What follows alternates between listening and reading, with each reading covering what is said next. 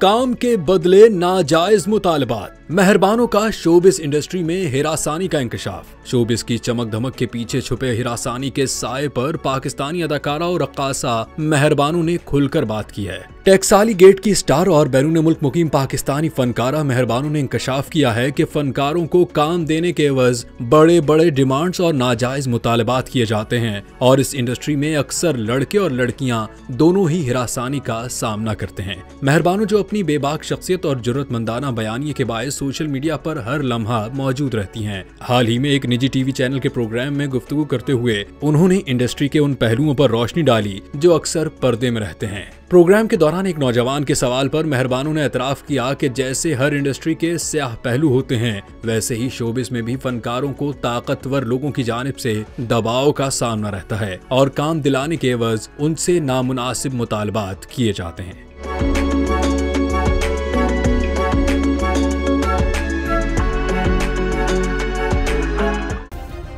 Subscribe करें और bell दबाएं ताकि कोई खबर रह न जाए।